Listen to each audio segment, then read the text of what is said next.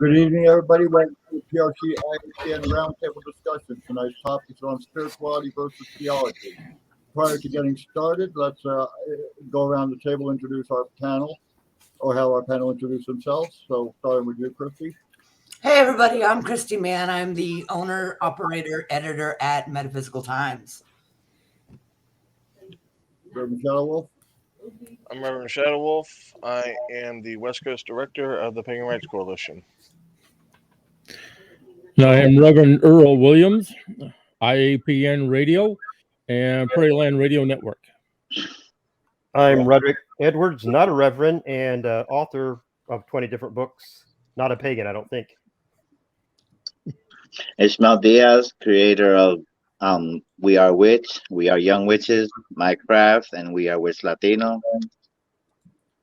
And I'm Edward Sott, head of the Pagan Rights Coalition, United Pagan Charities Cooperative, and also the managing editor of the Full Moon at the Metaphysical Times.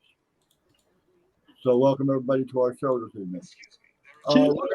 We're going to discuss this. We're going to start this discussion with a little bit of history here, because the fact that a lot of people do not know the difference between spirituality and religion and where it actually stems from.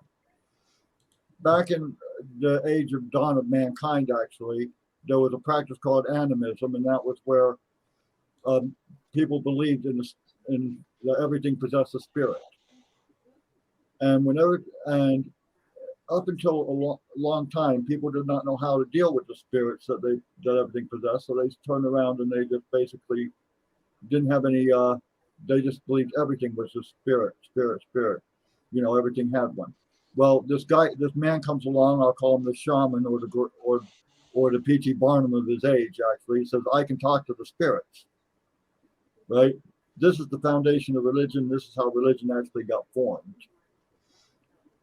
Because once that shaman turned around and said that religion happens, you know, that I have to talk to the spirits, everybody started asking, well, what do we have to do to communicate with the spirits too? Why do we need an intermediary? And so forth. And how do we get an intermediary to talk to the creator? So this is where religion actually got its formation and foundation. Some of that practice is still done in Puerto Rico when we actually kill our pigs for Christmas.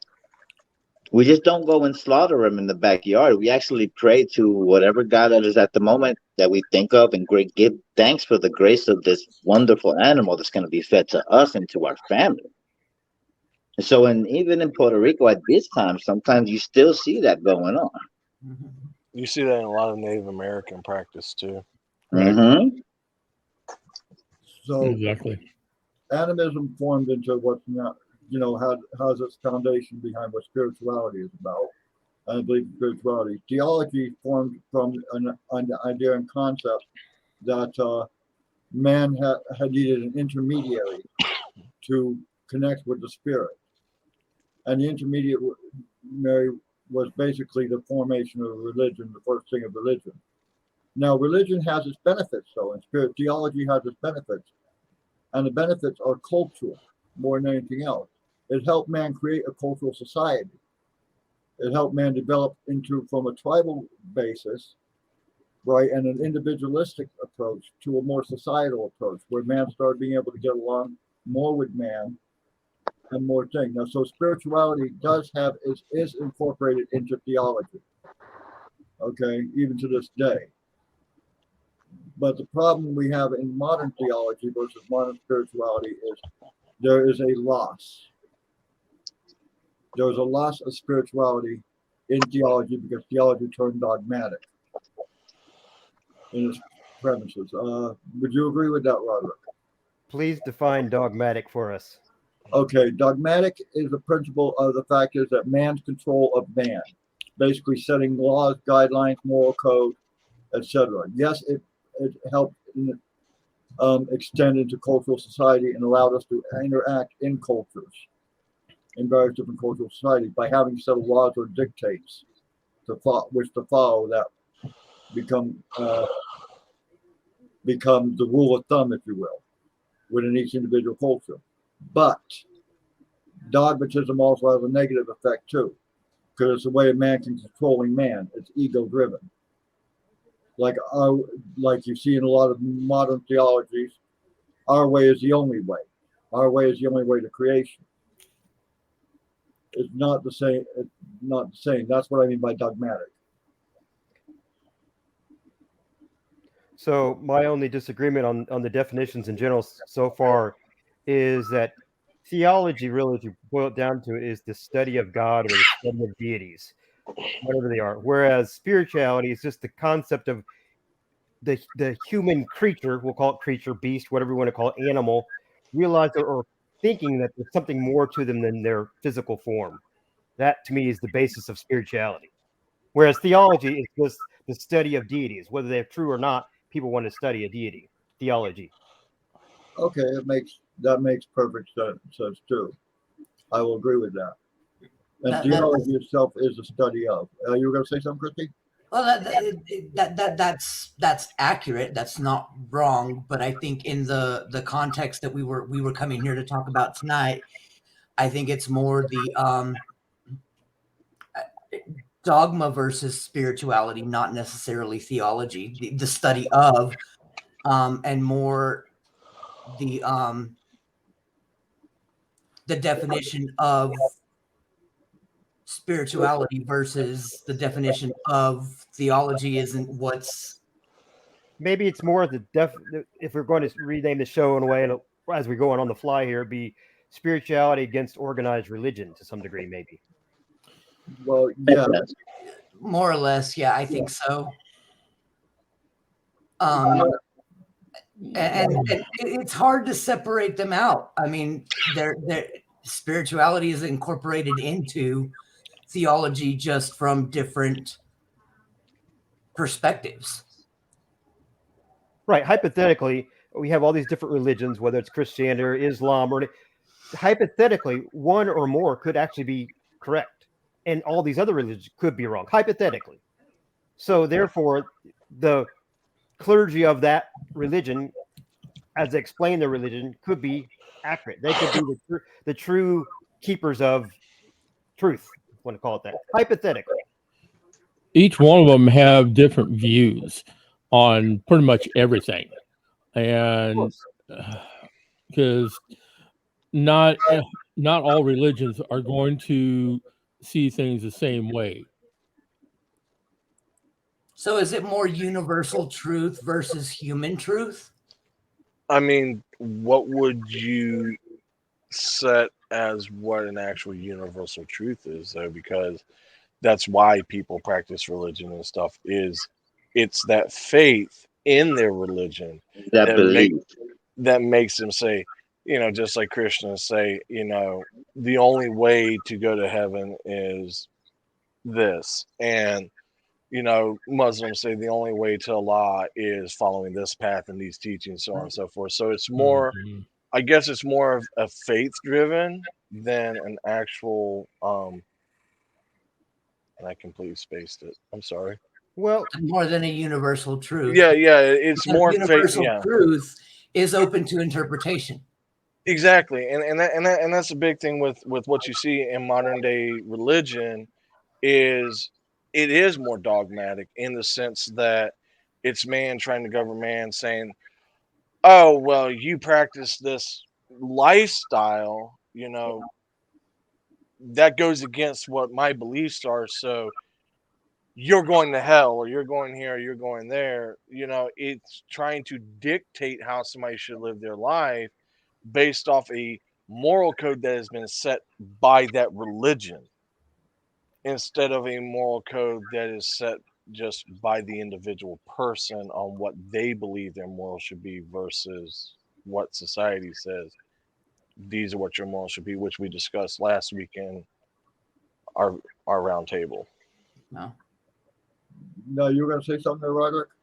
well, I was thinking before we even get to that point, all those points are valid, but before we get to that point, you brought up animism. So if we could try to imagine humans at the very start, lightning and thunder and whatever else, natural things that happen around us as human beings, first experiencing them, we start ascribing to it some kind of power, a deity, a spirit, or whatever it might be.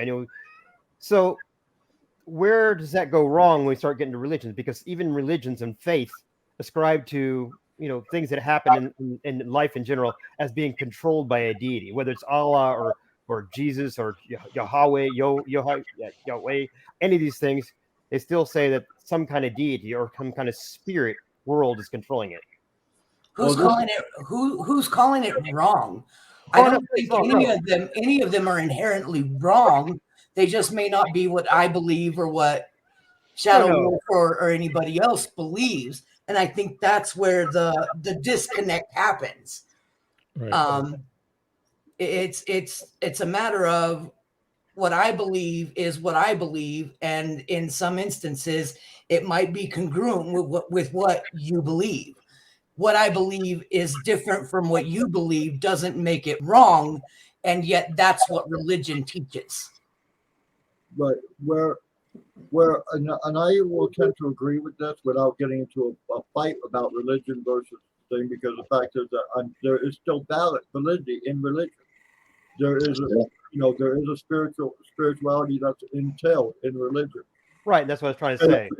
And as Shadow Wolf said, and as Roderick has said, it is faith driven. It is a belief system that is entirely set upon the idea that there is something greater than ourselves. A spiritual world. In the spiritual, that has a spiritual role, that the spiritual world, there's something greater than ourselves that is controlling and working amongst us in creation. The universality of that is that it exists in all things, including animistic society, including spiritualistic society, and including religious societies. The foundation of religion, however, as also Shadow will point out, and as you pointed out, Roderick, right, is that, and as was pointed out by Christy actually, and Sharon, that we have this tendency towards, when it comes to religion, okay, which does have its essence in spirituality, it's also dictated by man. Because it's man trying to understand and place limitations on the infinite, because he doesn't understand it, so he's trying to reduce it to its own level of understanding. In the original animistic society, man would not reduce things to their own understanding because they did not have a reduction. They didn't have that aspect of trying to control their with ego and stuff like that. Instead, what they tried doing instead, right, is they tried just accepting that there was something greater than themselves in control. I apologize for my phone ringing. I will not answer. So this would be my question then to you, Ed. Would be, wouldn't you say that that's also happening inside paganism nowadays? Also, the same thing that's happening in modern day religion, where you have these quote unquote gatekeepers of whatever path that they follow, saying you have to follow this specific path, you have to practice these certain rites, you have to do this, you have to do that. And I mean, you know, while we practice a spiritual path, you have that dogma that's starting to come into paganism by people that feel that their path is the only true path in paganism versus where we try to encompass everything. Okay. Now, Jessica's got a question here. Do you feel your faith is your truth? Actually, I feel that all faith is everyone's truth. There is I agree with Brother Edward. And faith is the faith is the key aspect of it. Your faith or belief in what you believe in is your actual truth. It's the only true universal truth. Now, as for Shadow Wolf's comment on dogmatism in modern pagan society, yes, indeed, there is a beginning to develop in this, and I'm not going to disagree with you on that. I have seen it myself. So have I. The problem, the thing we need to remember, though, even as pagans and as human beings, right, that spirituality and religion go hand in hand. in a lot of ways. But like I said, being spiritual as well, we should also remember that we are not the equivalent of the higher power at all. That we should not try to bring the higher power down to our level of understanding, rather just accepting it as exists. That's where true spirituality comes into play. Now, I'm going to say true spirituality, even though it's kind of like a ironic term in this case, because there is no one universal truth except for one truth that I know is universal, that for every action there's an equal and opposite reaction. That's a demonstrated truth that we see in regular life every day, you know. But other than that, I don't believe there is one universal truth. There are many, and it's the seeker. The wise person seeks the truth regardless of its source. That's the truth. That's the aspect of wisdom that comes along with being a spiritual person, I believe. You know, and these are my opinion. You know, these are opinions. These are not entirely. You know, I'm not going to say this, express this as a way. I'm not going to religious bash or anything else in this topic. In fact, is I'm trying to join together and unify the whole aspect of religion, theology, and spirituality, how they do go hand in hand. At the same token, we also have to recognize the nature of both. Where is it where man's ego takes control of spirituality? This is the question that we all have to look at. Anyone disagree? I don't think so. I think man's ego is the equivalent of why things are so messed up right now in many ways. Right. Because of that ego, you know, man has tried to dominate 90% of the planet right now and has failed miserably. Even in religions, they still messing up because nobody seems to get it right. That's very true. That is very true. They fight to be right rather than to just be. Thank you. Well, I mean, then at that point, it's like, okay, what is right? You know, it's open to interpretation. That's true. I mean, you know, My right to not be your right. Exactly. And I mean, you know, and that's the thing is you see wars fought over people trying to be right, trying to say, well, we're the ones in the right and you're the ones in the wrong. And, you know, to them, that might actually be, you know, quote unquote, ultimate truth. Right. To the rest of the world, it might not be. You know, it depends on the individual person. And the one biggest war that's been going on for centuries now has all come down to a big family feud, is the way that I've always looked at it. And here again, it is all ego driven. And also the fact that ego has tended to cause a lot of rifts, disagreements, and division in pretty much every religion, including paganism. Okay, so wait a minute. So hypothetically, not hypothetically, but actually, if we look at Siddhartha Gautama, you know, Buddha, he believed that something happened to him under a tree, I believe, if I recall right my story of him correctly. We have Moses, who went to the top of the mountain. We have Jesus. We have Joseph Smith Jr., who found the golden plates in upstate New York.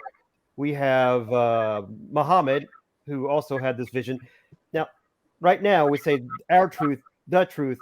Now, let's suppose all these people actually had some kind of experience. So, because they had that experience, they're going to think that the spiritual world was talking to them, and therefore what they have to say to the rest of the people. Now, we could just assume that they're all liars and con men and they're just making it up, or we could assume they actually had some kind of spiritual experience. I don't know. What do you guys think? Do you think these people had spiritual experiences, or they made it up?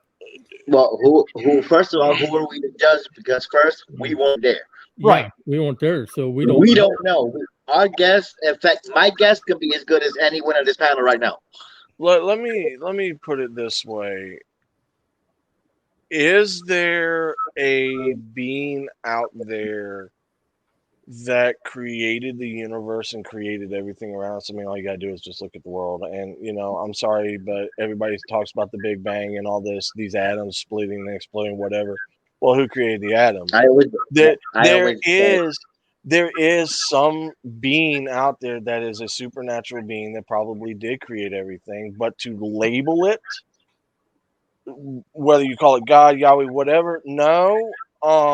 And that's where the spiritual aspect comes in. Did these people actually have a spiritual experience? Who knows? Is it possible? 95% yes. Mhm. In their own way, for whatever they believed in, they probably did have some kind of supernatural, spiritual experience. yeah, right. I Mhm. mean, it's one or the other. I mean, it's hard to tell because we don't know definitely at all whether in So- paganism or anything freaking What if are that's the an oldest- actual thing. So let's assume from up spiritual experiences are true, just for a moment, for our sake of Mhm. argument. Okay, obviously, as we talked about before, I think Earl mentioned this, that they contradict the things that they got from these spiritual experiences. Not all the dogma that comes along later on, but just the immediate experiences. Some of the immediate things that we're told sometimes contradict each other. So, Right. what are we to do with that? If there's only one being, which I'm not saying I agree with that, but if there's only one being, shouldn't that message be the same or fairly the same or consistent to all these different people? Not necessarily. No. Not necessarily. And I'll No. explain why in a few seconds. Okay. One of the oldest questions in the realm of man itself is: did man create God or God create man? That's the oldest and most unanswered question. Who created which? Well, Okay. Shadow Wolf said it was obvious. So in a way, obvious that there's some kind of, to me, that's the epitome of spiritualism. Looking around and saying, obviously, we are not here by our own Right. random No. chance. No. So the thing about it is, within spirituality, I feel that spirituality is more id driven versus ego driven by the id. Thus, did these people have a spiritual experience, and though there's differentiations in each of their spiritual beliefs, the one common ground is yes, they had a spiritual experience. The message may be different and unclear to those, except for those who were surrounded these individuals, such as Buddha, such as Gautama Buddha, such as Yeshua ben Joseph, such as Muhammad. Okay. Did you guys ever play the game telephone in school? Yes, it's a lot like telephone in school. I Do totally agree with you. do you remember how that game played? You whispered a secret in somebody's ear, and then they had to go tell the next person, and then the last person in line had to shout out what it was that the secret that they heard was, and it's nothing at all. Yeah, right. Nothing at Right. all like what the original secret that was told was. Well, I think it also boils down to if that spiritual being, if they did have that spiritual experience with the spiritual being, is there would be many facets to that being. That being just wouldn't be one way. So it would have moods and stuff just like we do. It would have mannerisms just like we do. And who knows, maybe one of them caught it on an off day and just had a really bad experience with it. I mean, there's I all don't know. kinds of concepts you can look at There's with so it. many ways to look at it. Yeah, You're right. I was just I gonna mean, say, there's it's so an many ways to go about infinite. it. Yeah. When religion started, correct me if I'm wrong, Ed, give me a time frame. When did religion start? Caveman. I would say, and Reverend Shadow Wolf is right. The dawn of the Homo sapien. The moment the lightning struck or thunder happened, oh my God, where's that coming from? No, no. That's what Okay, happened. when did Roderick mentioned the story of Buddha under the tree, Moses in the bush, and all of those being a very similar experience, right? Mhm. Right. At what point was that story pulled in history originally? Was it Moses' story? Was it Buddha's story?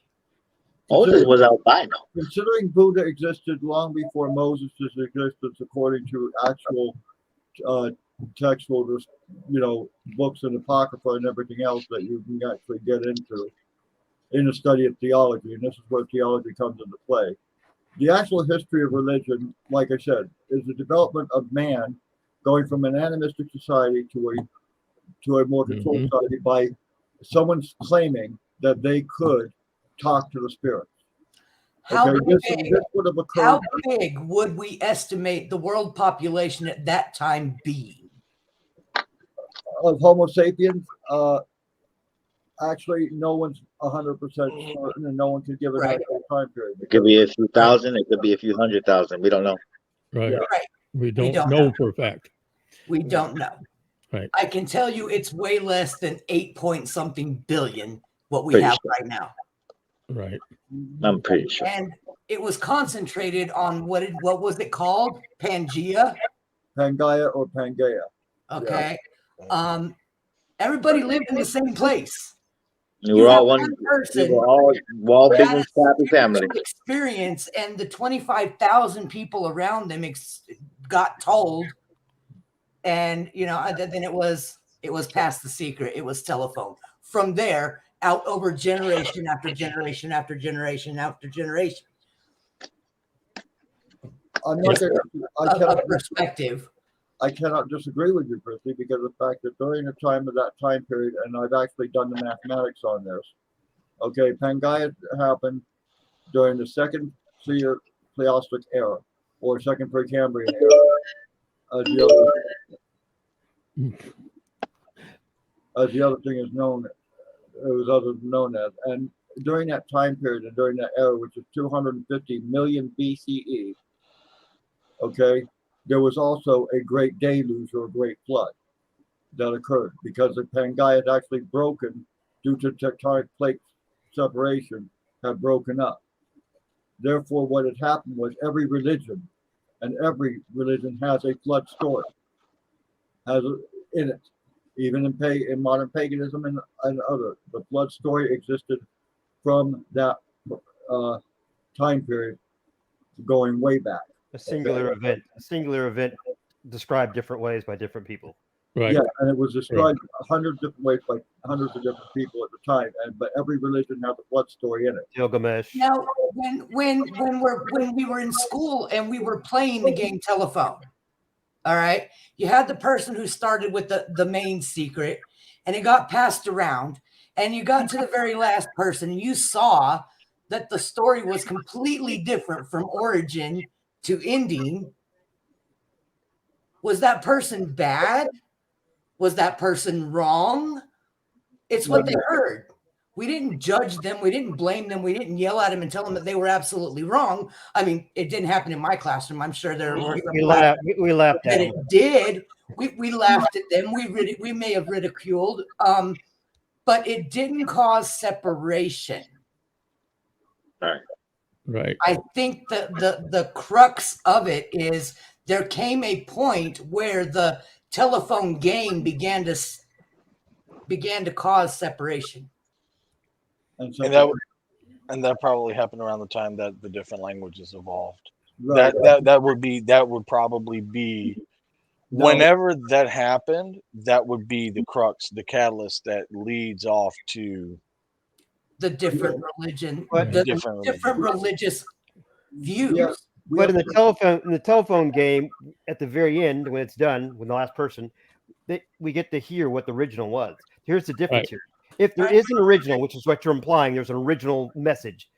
How do we get to that? And is it even a concern? I know you're most probably going to say no, it's not. But is it a concern to try to get back to whatever the original message was and filter through all the stuff that's been added to it?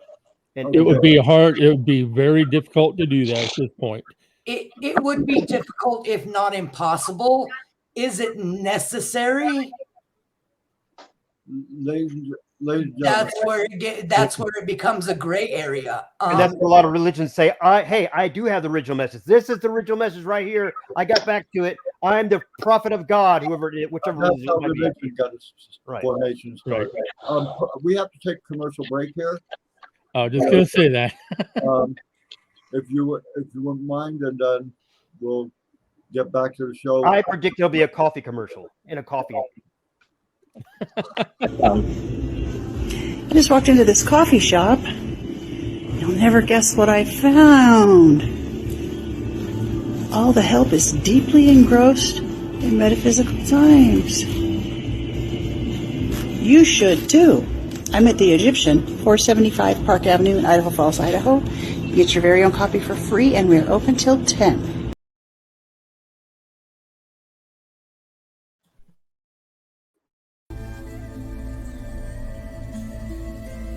Sister Moon, Apothecary and More is a collaboration of local island witches bringing you handcrafted tools for ritual, amazing apothecary, custom vinyl work, merchandise, and so much more. But we are not just an online store. We are a sisterhood, a platform, and a voice for everything that is magical. Join us for our famous Tarot Tuesdays from 11 to 4 Eastern Standard Time for a discounted reading with our amazing in-house intuitive reader and priestess, Wolf Spirit Energy, Beverly Oberlin. You can find us on Facebook at Sister Moon Store or on the web at sistermoon.shop. So fly on over and stop in for a spell.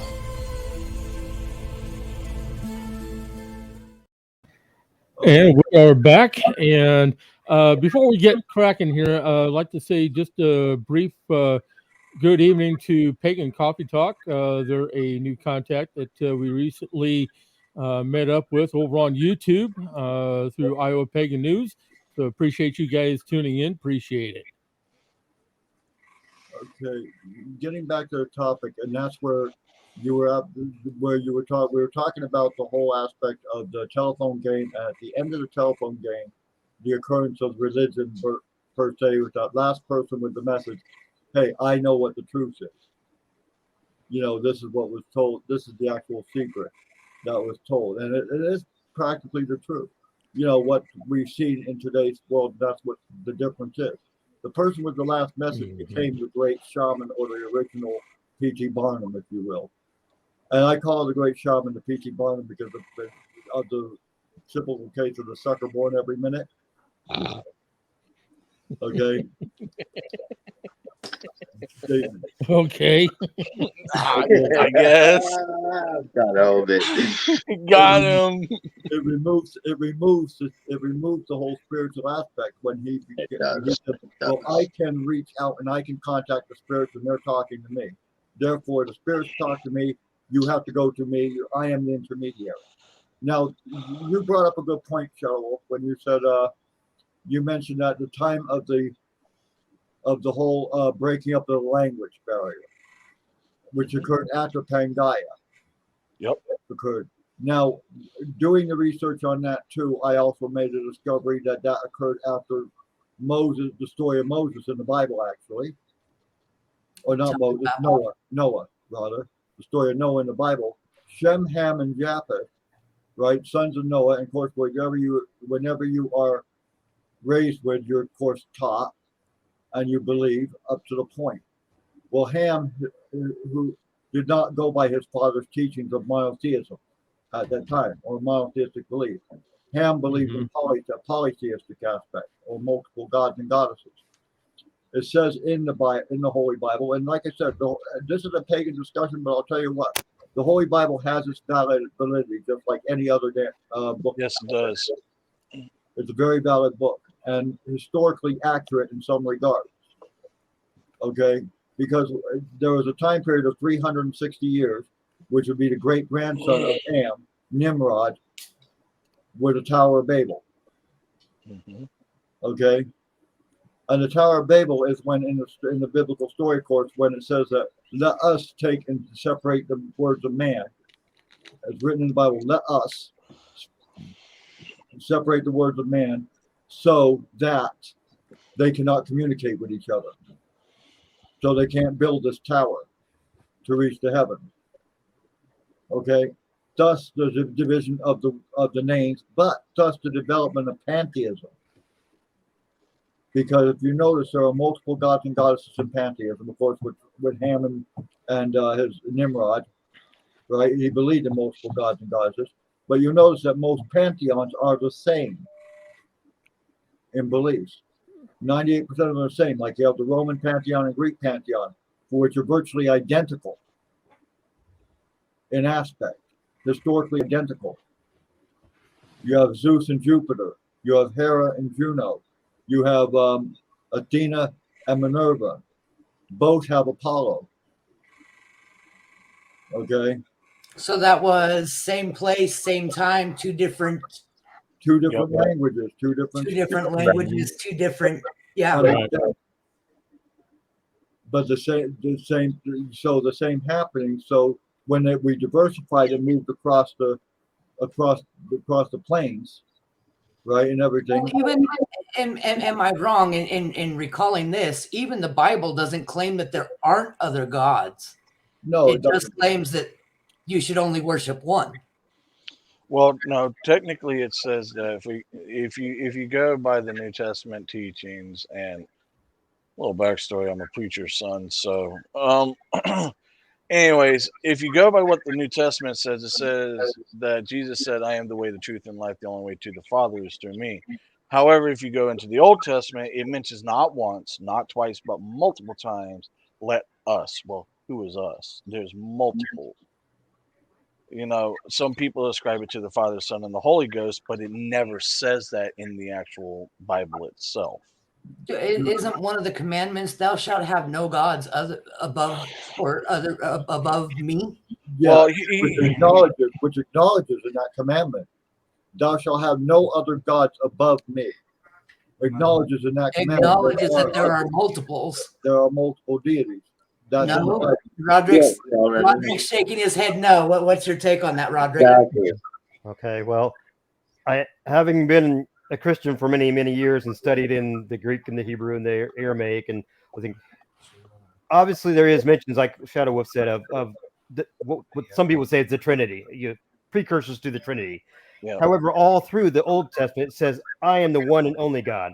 It also often says, "I am the God of Isaac, Israel," and I think I missed one, and Jacob. "I am the God of Isaac." And yeah, so anyhow, the point is that all through the Old Testament, he's making up, say, any other gods that you might worship are idols. He even says that they're wood, they're stone, they can't speak, they can't talk, they're dumb, they don't exist. Basically, is what he's saying. So I think monotheism's built into the Old Testament as well as the New Testament. Oh yeah, I'm saying monotheism is built into the Old Testament. Right. I just going to make that. Okay. I'm not disagreeing. I'm not going to read. No, man, you're right. And we must always remember that both the Old and New Testament was written by man. Well, they have to keep that under consideration at all times. It's written and rewritten and rewritten and rewritten. Probably being written right now. There are 36 various translations of the Bible. So I do have a question for Roderick. What is a Christian God to you? What is a Christian God? To you. Okay. I don't normally speak about myself much, but we're speaking about what the Bible says.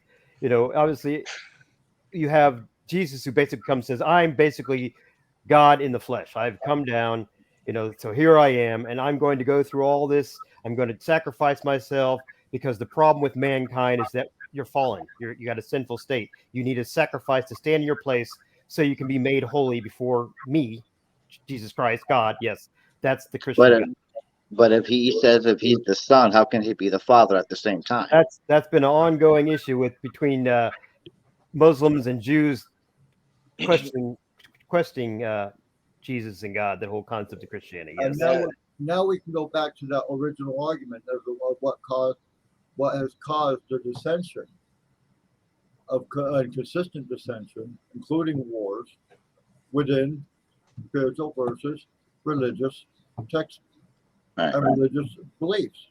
Spiritual beliefs, like I said, in a true sense of spirituality, one does not define the creative force. One accepts the creative force exists as it is and does not put finite limits on it. It's id-driven, not ego-driven. Right. Okay? Religion is ego-driven in its very essence. Its very essence is driven by man's ego. It's man's way of trying to define what the value of religion is within man. Oh, good evening, Reverend Greenfield. welcome to the show this evening. Pleasure having you here. I look He at responds with an answer to the question. I look at religion as this. Let me rephrase that. I look at organized religion as this, as nothing more than a set of guidelines on how to live a good and prosperous life based off of the society that you live in. Nothing more, nothing less. Excellent answer. Mm-hmm. Now, Reverend Greenfield has stated that because religions that borrow doctrine do not understand the triune forces. Did I read that right? Yes, you did read that correctly. Okay. Triune verses being Father, Son, Holy Spirit. Thank you. I was going to say, can somebody please give me a definition for that in English? Yeah, I had to stop and think about that one too. But And actually, the triune force exists in all religions, whether you believe it, whether you're aware of it or not, and in all spiritualities as well. There's a triple goddess aspect and a triune god aspect in paganism. Maiden, mother, crone, warrior, child, sage. mm-hmm. That triune exists in all religions, including in animistic Sun King, God King, etc. Exactly. And it exists in all beliefs, spiritual and religious beliefs, including in spiritualism itself and in animism. That triune aspect existed. Because in animistic practices, in ancient animistic practices, there actually was a triunal force, or three levels of understanding of both the masculine and feminine principles. They actually existed in there, and you can read that, and you can find that and more information on that actually in my website on the actual African heritage of religion, as well as in the second set of things on the modern age. So then, in a sense, would you say that paganism is a organized religion?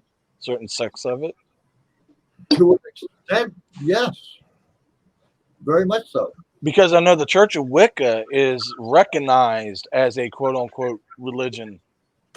Does it get a 501c3 nonprofit status, though? Exactly. I think so, actually. If it does, Yeah. then Yeah, it does. The government recognizes it as a Yep. religion. So, but then do we look at that as the same concept that we look at other religions? We can. I don't. I want to say I don't know why we wouldn't. I know why we wouldn't. There are those of us who would feel it's too constrictive.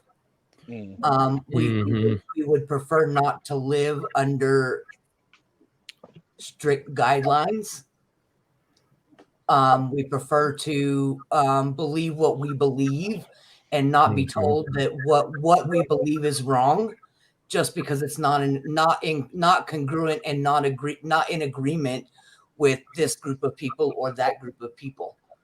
That doesn't mean it doesn't exist. Right, and that's probably it just means it is what it is.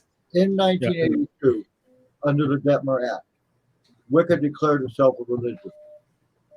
And the reason it declared itself a religion was to, first of all, the Detmer Act was primarily to get the record paganism and Wicca recognized as a part of the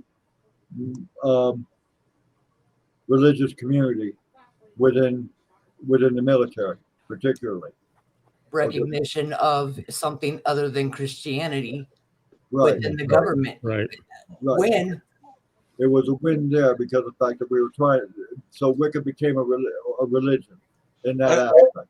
And there's also different safeguards and stuff in place if you're a recognized religion that you're covered by religious law, so on and so forth, that you would not have unless you were a recognized religion. So yeah, it makes sense that they did it. And if you remember what I said earlier in the show, I mentioned the fact is that the foundation of religion is not necessarily a negative thing, because it's its way of man assimilating the societal norms so they could live within a society, within each of their societies. Okay, so religion has a spirit. Animism prior to that was just hunter-gatherer. Okay, and everything had a spirit, and nothing was understandable. When we started developing the sapient mind, right, and became more socially aware, we had to start by setting a set of social dictates that were necessary in order for man to survive with man. We had to have a mutual understanding. I'm not going to hit you. You're not going to hit me. Good? Yeah, exactly. So I guess we just answered the question from last week of who set down what morals are supposed to be. It was set down by the first humans willing to cohabitate. Exactly. So they're the ones who set down the moral code of this is what's right, this is what's wrong. Whoa. Right. Whoa. Yeah. There's the answer to your question from last week, Roderick. Yep. And I'm also going to need to put in the reminder here that when it comes to over my observations over the years of being in the community, that you're going to find that there are a lot of Wiccans and pagans who balk at the even notion of organized religion, or pagans or Wiccans having anything to do with organized religion. They will balk at it, and that's been my observation. Okay, but then that's human. That's people. That's not pagan, non-pagan. That is people. But then I guess my question then on that would be, define organized religion. Organized as opposed to a disorganized religion, if there is actually such thing as a disorganized religion. Mm-hmm. And now I can see on Roderick's face, he was just about to ask that exact same question. I mean, what do you got? You caught that too, huh? Well, yeah, actually, I want to back up a little bit. Shadow Wolf realized or brought out to the fore that what we consider moral, which is a lot of times what we consider religious, what we consider spiritual in that respect, no matter what you are, has been I can never say this word, synthesized concept of groups of people living together. My question has been for the last 2 sessions we've had, and they're still here today, then what would be the problem with synthesizing paganism? There has to be some commonalities within paganism, practices and everything else that are the same or beneficial to all pagans. And I'm trying to get all of you pagans to tell me what that is, because you got to know it. I'm not a pagan.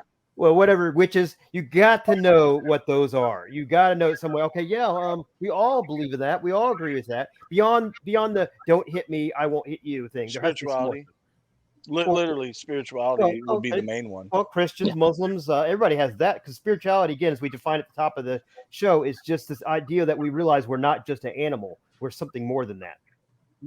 Well, exactly. That is what unifies us. That is what unifies us in our belief in our moral code. Right. That we're not just an animal. That we're all part of an existence, and we all have to coexist within that existence, as well as we're also co-creators. Okay, we are co-creative forces within that creation itself. The one thing that unifies almost all pagan beliefs and almost all Wiccan beliefs, I notice I said almost all, because there are going to be exceptions to every rule, as there always will be, because it's a human nature to do that. Because no matter what, the individual fingerprint exists. Right.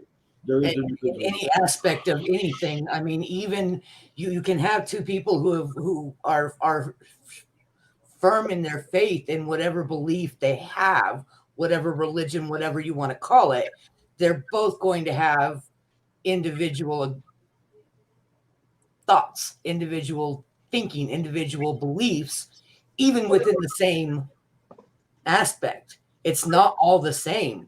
There is no cookie cutter when it comes to people, and therefore there is no cookie cutter when it comes to religion, spirituality, anything you want to call it. I'll be a good example. I've been a solitary witch all my life. I don't have a religion. I don't want a religion because I don't have time for it because I don't need it. I believe that religion that you want to build yourself in is something you can live by if you make right with things in your life. Even the wrongs you still have to accept. Because nothing in life is perfect unless you accept right or wrongs. Religions, I think, is based on how they want to control, how you want to control your faith. And then, like y'all said, no matter how you want to look at it from a different aspects. I believe if someone wants to believe in the aspect of religion, I believe it can start with yourself. Once you be true with yourself, I think you could be open, more accessible to what religions really are with good acceptance and good research and go from there. That's just my opinion on that. And I will totally concur with your opinion on that. I completely agree with it too. Because let's put it this way, spirituality and the key to spirituality, in my opinion, and this is my opinion, is the fact is knowing and being aware that we are co-creators and creation of a higher force that we cannot define, that we cannot get reduced to moral value, to any particular value. And thus we have faith that it exists because we see it in our everyday lives, in everything around us and surrounding us, in nature, in the universe itself, that this exists around us. Now, accepting our minuet role in that, and we have a minimum role in it, but we also have a role in the creation force and creation. But accepting our role is the key to defining what spirituality really is knowing and accepting your role and living to that knowledge, living and understanding that your role is important, but it is just as important as the role of everybody else around you has that same role that is just as important within. So respecting everybody and everything within and around you is the key to spirituality and the key commonality that you will find in pagan traditions, is the respect of all things within nature. Even repo men. Little inside joke there. We're not gonna go into that discussion right now. That will be an after. Nope, the I'm not. show Nope, I'm not touching that one tonight.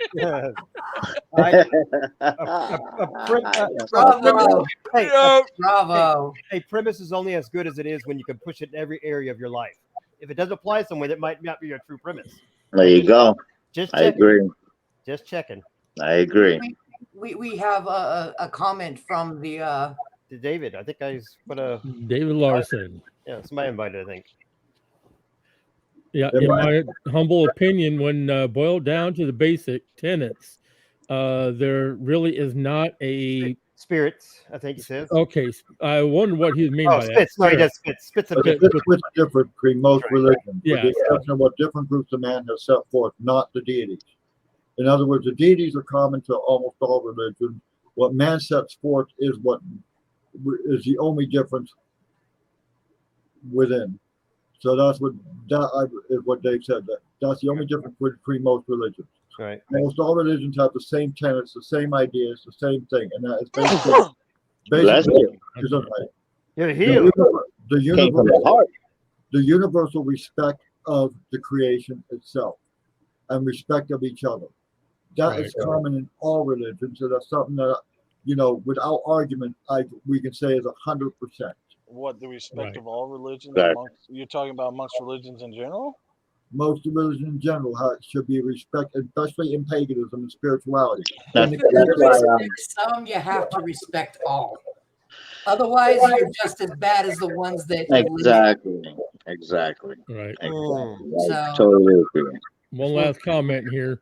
The greatest secret of life is that we have to admit we are as imperfect as the universe itself. Well, and that's true because the universe is always changing. And then perfection is just a word, not something we can actually see or feel. Mm-hmm. Yeah, because again, I'd ask the question, define perfect. No such thing yet. No. Everybody. And has if it's their own out there definition. somewhere, we ain't gonna see it yet. Oh, You hell know, no. the funny thing about words like imperfect and also impossible, okay, is if you break the word down, it's I'm perfect and I'm possible. Okay, so if you look at the word imperfect as being a sense of perfection, it's the perfection of creation that has made you that being.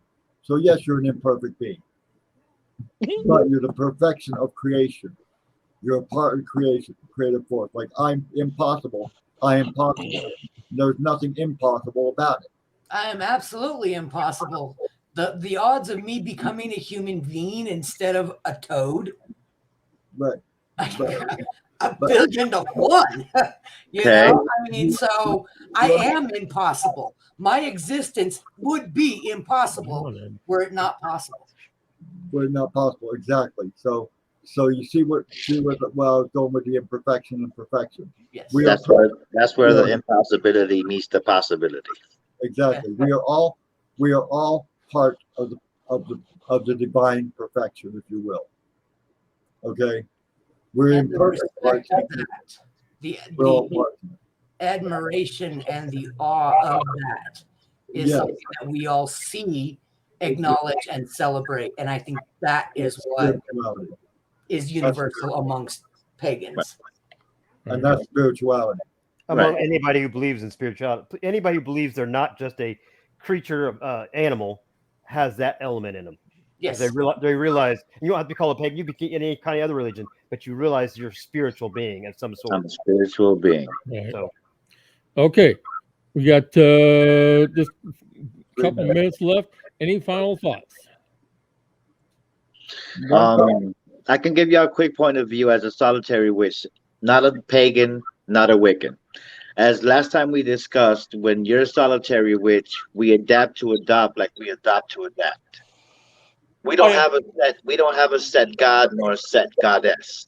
We can choose one or we can not choose one and still live our life the witchy way as correctly as fit. Right.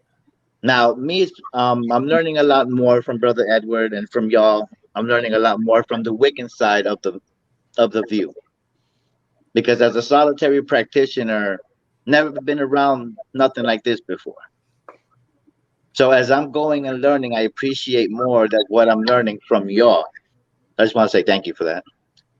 Thank you. One more comment from Reverend Ravenwolf Greenfield said, you said about synthesis, my 2 cents. Paganism is a sandbox. We have an outer construct, but synthesis is harder whenever there's many different ideas of what to build. Not impossible, but harder to get everyone to always agree 100% on what they want to build and see within the sands. And I will totally agree with this statement. Absolutely. Yep, I agree with that statement completely. And the one thing that I am going to stress is that people, no matter what religion that you're following, okay, this is going to span across every faith, every religion, is that we must have a line of communication. Because if we don't have that, we're going to be right back at square one. It's like anything in life, communication is key. Mm-hmm. Absolutely. I want to say a very, very special thank you to Roderick for being with us for the last five Saturdays in a row, man. Okay. Right there. And I want to say a very sincere thank you from the bottom of my heart, because you brought roundness to the round table in a way that we've not really had in the past. No, it has nothing to do with the shape of any of our faces.